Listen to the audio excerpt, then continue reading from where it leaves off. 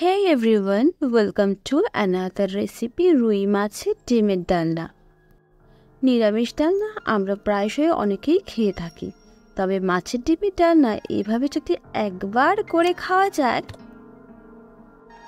তবে ডালনার সঙ্গে মাছের ডিমের প্রতি ভালোবাসাটা আরও বেড়ে যায়। আর তাছাড়া গরম ভাতের সাথে ডিমের ডালনার এই সাধারণ একটি রেসিপি অসাধারণ লাগবে। এছাড়াও অনেকে বুঝে পান না মাছের ডিমের বড়া ছাড়া আর কি করা যায়। সেক্ষেত্রে মাছের ডিমের ডালনাটি তাদের জন্য আরও একটি ভিন্ন উপায় রান্না হিসেবে বিবেচিত হলো।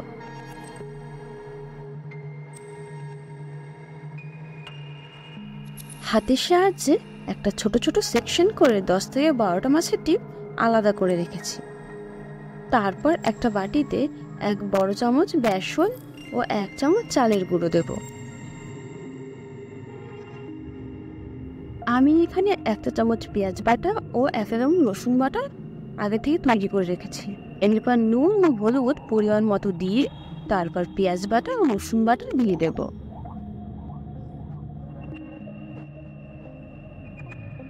এর সঙ্গে লাগছে 1 চামচ বাটা মশলা। তারপর সবকিছু হাতের সাহায্যে ভালোভাবে মিশিয়ে তার মধ্যে দিয়ে দেব 1 চিমটি চিনি।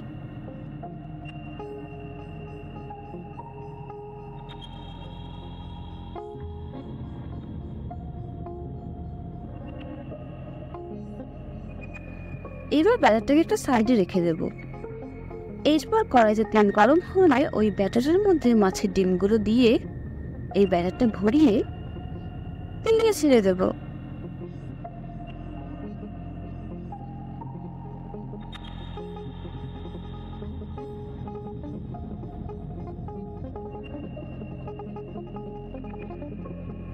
দেখবো মাছের ডিমগুলো আগের তুলনায় বেশ বড় বড় গোলসুল হয়ে উঠেছে।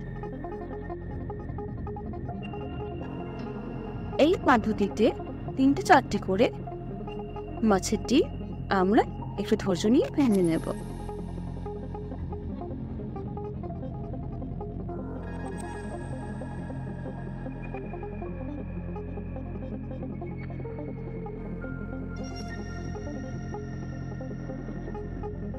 ভাজা হলে ওই তেলের মধ্যে দিয়ে দেব জিরা এবং শুকনো লঙ্কা ফোড়ন।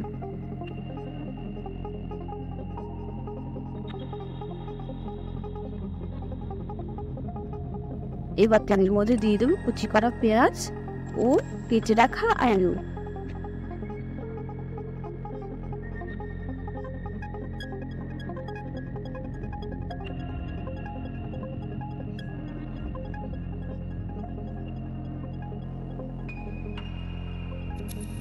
পেঁয়াজ বা আলু নরম করার জন্য সামান্য নুন ও হলুদ দিয়ে এটাকে ভাজবো।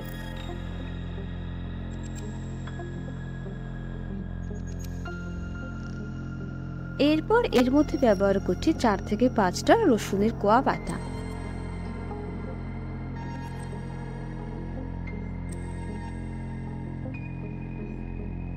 তারপর দেব বাটা মশলাটা। এই বাটা মশলার মধ্যে আদা, জিরা, ধনিয়া, কাঁচা লঙ্কা ও শুকনো লঙ্কা আছে।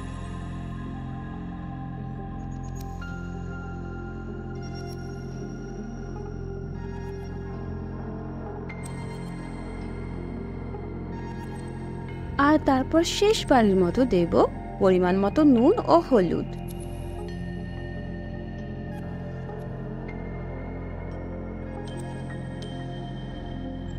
এরপর দিচ্ছি অল্প কুচি করা টমেটো, স্বাদের জন্য আর 1 বার চিনি।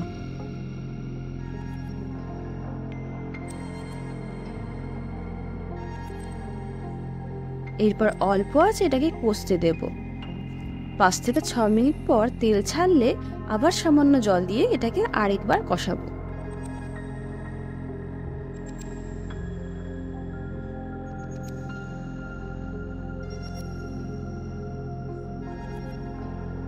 এই দ্বিতীয় পর্যায়ে কষার পর যেটা কষতে প্রায় 10 মিনিট লেগেছে, এবার চাল দিয়ে দেব।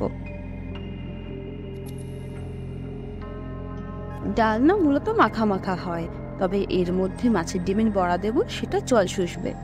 সেই পরিমাণেই আমরা জলটা দেব।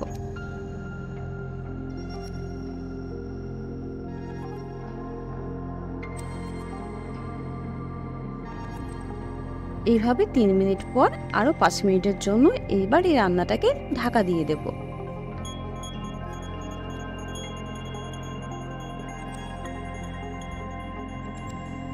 এরপর মাছের ডিমগুলো এক এক করে ঝোলের মধ্যে দিয়ে দেব।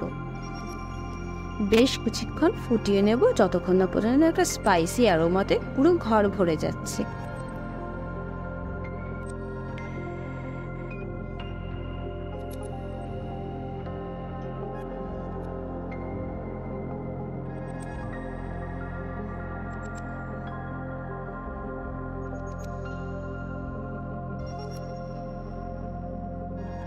ডিমের ডালনার স্বাদ ক্রমশ বৃদ্ধি করতে শেষের দিকে আমরা ব্যবহার করছি 1 চামচ ভালো মানের গরম মশলা, আর সঙ্গে দেব 1 থেকে 1.5 চামচ ঘি।